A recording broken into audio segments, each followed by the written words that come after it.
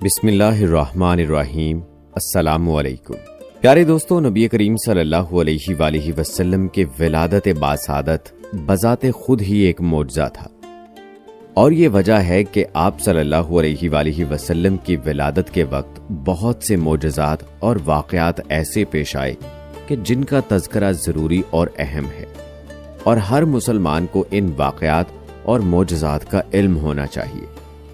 مستند روایات کی روشنی میں چند روایات آپ کی سماعتوں کی نظر کرتے ہیں۔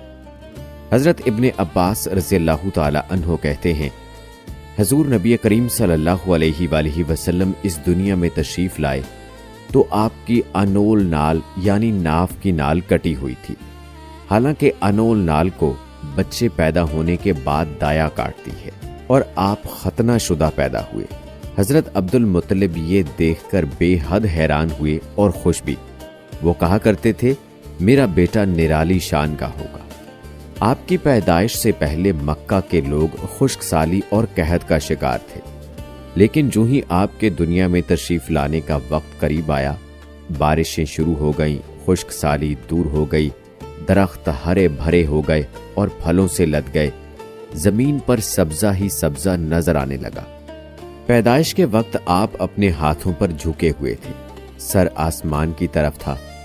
ایک روایت کے الفاظ یہ ہیں کہ گھٹنوں کے بل جھکے ہوئے تھے، مطلب یہ کہ سجدے کی سی حالت میں تھے۔ آپ کی مٹھی بند تھی اور شہادت کی انگلی اٹھی ہوئی تھی، جیسا کہ ہم نماز میں اٹھاتے ہیں۔ حضور انور صلی اللہ علیہ وآلہ وسلم فرماتے ہیں، جب میری والدہ نے مجھے جنم دیا تو ان سے ایک نور نکلا، اس نور سے شام کے محلات جگمگا اٹھے۔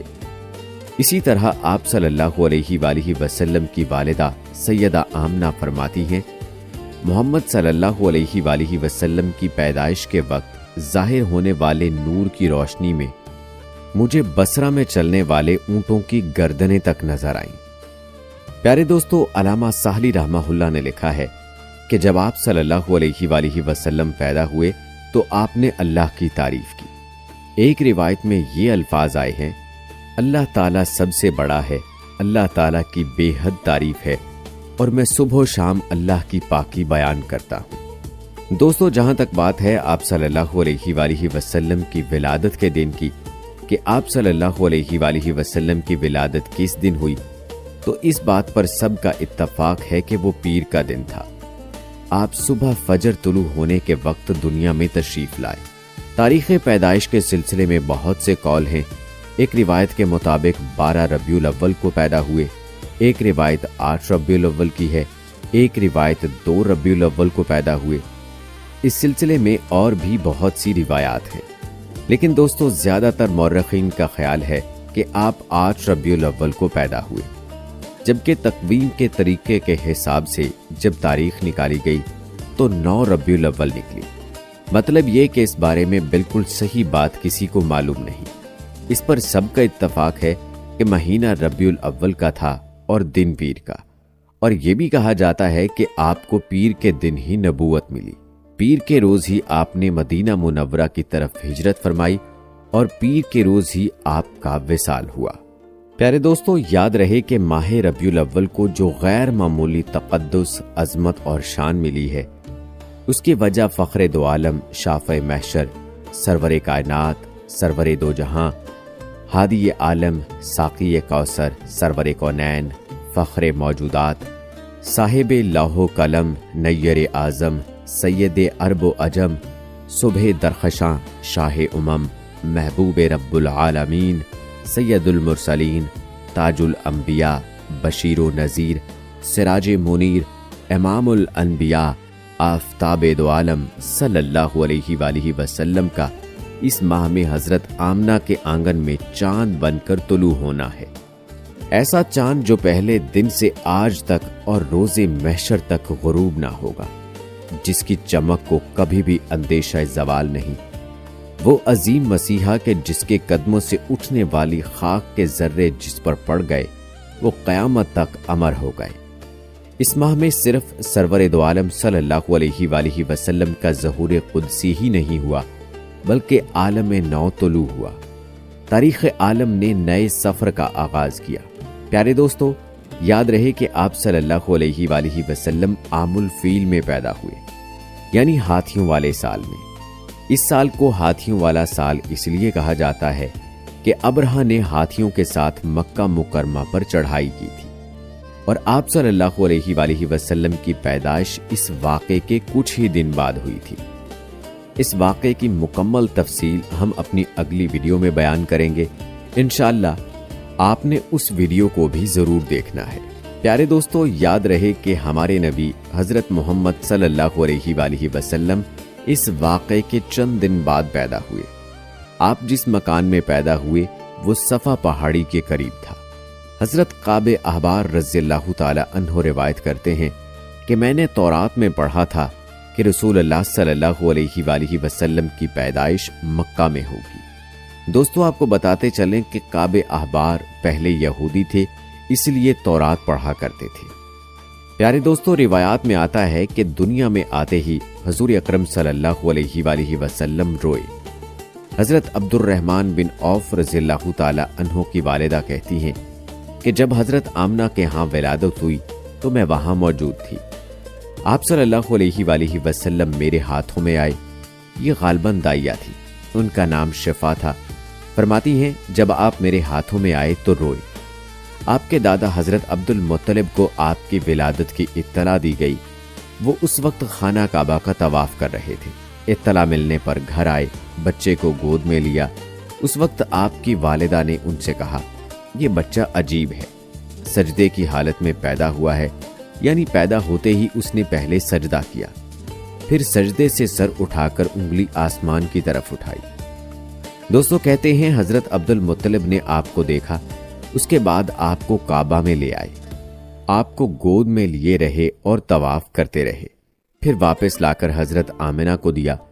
آپ کو عرب کے دستور کے مطابق ایک برتن سے ڈھانپا گیا، لیکن وہ برتن ٹوٹ کر آپ کے اوپر سے ہٹ گیا۔ سبحان اللہ۔ اس وقت آپ اپنا انگوٹھا چوستے نظر آئے۔ دوستو، کہتے ہیں اس موقع پر شیطان بری طرح چیخا۔ تفسیر ابن مخلد میں ہے کہ شیطان صرف 4 مرتبہ چیخا۔ پہلی بار اس وقت جب اللہ تعالیٰ نے اسے ملعون ٹھہرایا، دوسری بار اس وقت جب اسے زمین پر اتارا گیا، تیسری بار اس وقت چیخا جب حضرت صلی اللہ علیہ وآلہ وسلم کی پیدائش ہوئی، اور چوتھی مرتبہ اس وقت جب نبی کریم صلی اللہ علیہ وآلہ وسلم پر سورہ فاتح نازل ہوئی۔ اس موقع پر حضرت حسان بن ثابت رضی اللہ تعالی عنہ کہتے ہیں، میں 8 سال کا تھا، جو کچھ دیکھتا اور سنتا تھا اس کو سمجھتا تھا۔ ایک صبح میں نے یثرب یعنی مدینہ منورہ میں ایک یہودی کو دیکھا۔ وہ ایک اونچے ٹیلے پر چڑھ کر چلا رہا تھا۔ لوگ اس یہودی کے گرد جمع ہو گئے اور بولے، کیا بات ہے، کیوں چیخ رہے ہو؟ یہودی نے جواب دیا، احمد کا ستارہ طلوع ہو گیا ہے اور وہ آج رات پیدا ہو گئے ہیں۔ دوستو، آپ کو بتاتے چلیں کہ حضرت حسان بن ثابت رضی اللہ تعالی عنہ بعد میں 60 سال کی عمر میں مسلمان ہوئے تھے۔ 120 سال کی عمر میں انہوں نے وفات پائی۔ گویا ایمان کی حالت میں 60 سال زندہ رہے۔ بہت اچھے شاعر تھے۔ نبی کریم صلی اللہ علیہ وآلہ وسلم کی اپنے اشعار میں تعریف کیا کرتے تھے اور دشمنوں کی برائی اشعار میں بیان کیا کرتے تھے۔ غزوات کے موقع پر اشعار کے ذریعے مسلمانوں کو جوش دلاتے تھے۔ اسی بنیاد پر انہیں شاعر رسول کا خطاب ملا تھا۔ حضرت کعب احبار رضی اللہ تعالی عنہ فرماتے ہیں کہ میں نے تورات میں پڑھا ہے کہ اللہ تعالیٰ نے حضرت موسیٰ علیہ السلام کو حضرت صلی اللہ علیہ وآلہ وسلم کی ولادت کے وقت کی خبر دے دی تھی، اور حضرت موسیٰ علیہ السلام نے اپنی قوم بنی اسرائیل کو اس کی اطلاع دے دی تھی۔ اس سلسلے میں انہوں نے فرمایا تھا، تمہارے نزدیک جو مشہور چمکدار ستارہ ہے، جب وہ حرکت میں آئے گا تو وہی وقت رسول اللہ صلی اللہ علیہ وآلہ وسلم کی پیدائش کا ہوگا۔ اور دوستو، یاد رہے کہ یہ خبر بنی اسرائیل کے علماء ایک دوسرے کو دیتے چلے آئے تھے، اور اس طرح بنی اسرائیل کو بھی حضرت صلی اللہ علیہ وآلہ وسلم کی ولادت کے وقت یعنی اس کی علامت معلوم تھی۔ حضرت عائشہ رضی اللہ تعالی عنہا سے روایت ہے کہ ایک یہودی عالم مکہ میں رہتا تھا۔ جب وہ رات آئی جس میں حضرت صلی اللہ علیہ وآلہ وسلم پیدا ہوئے تو وہ قریش کی ایک مجلس میں بیٹھا تھا۔ اس نے کہا، کیا تمہارے ہاں آج کوئی بچہ پیدا ہوا ہے؟ لوگوں نے کہا ہمیں تو معلوم نہیں۔ اس پر اس یہودی نے کہا میں جو کچھ کہتا ہوں اسے اچھی طرح سن لو۔ آج اس امت کا آخری نبی پیدا ہو گیا ہے، اور قریش کے لوگوں وہ تم میں سے ہے، یعنی وہ قریشی ہے۔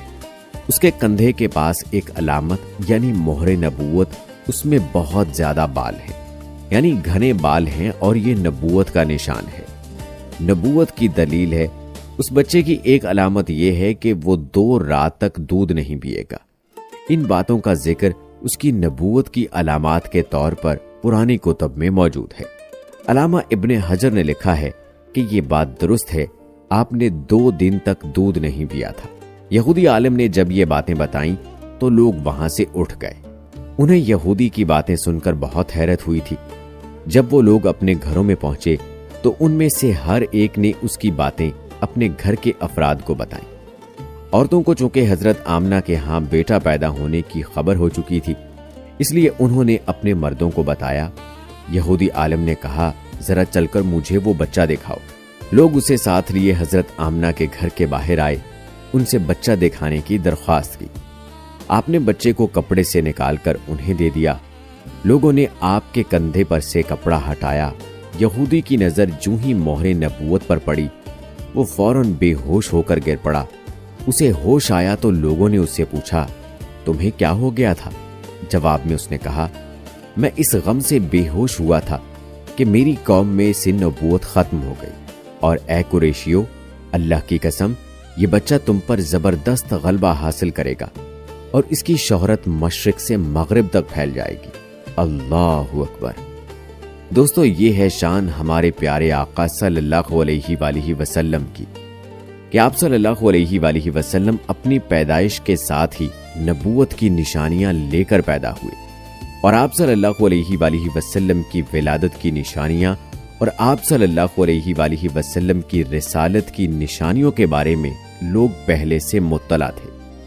پیارے دوستو، یاد رہے کہ حضرت عیسیٰ علیہ السلام کے آسمان کی طرف اٹھائے جانے کے بعد ارض و سما کے روحانی تعلق اور رشتہ وحی کو منقطع ہوئے کم و بیش 600 سال گزر چکے ہیں۔ پوری دنیا بالعموم اور ملک و قوم عرب بالخصوص کچھ اس طرح کے مذہبی، اخلاقی، معاشرتی اور سیاسی انحطاط سے دوچار تھی کہ پورا عالم انسانیت ہی گھٹا ٹوپ اندھیروں میں گھر چکا تھا۔ انسان کا ضمیر مرجھا چکا تھا۔ تاریکیوں نے ہر پہلو سے بنی آدم کو گھیرے میں لے رکھا تھا، اور روشنی کی کوئی کرن دور دور تک نظر نہیں آتی تھی۔ خالق کائنات، مالک ارض و سما کو اپنی اس مخلوق انسانی پر ترس آ گیا۔ رحمت الہی جوش میں آئی، اور اس نے بھٹکی ہوئی انسانیت کی رہنمائی کے لیے اولاد ابراہیم علیہ السلام اور نسل اسماعیل علیہ السلام سے نبی آخر الزماں رحمت للعالمین کو پیدا فرمایا۔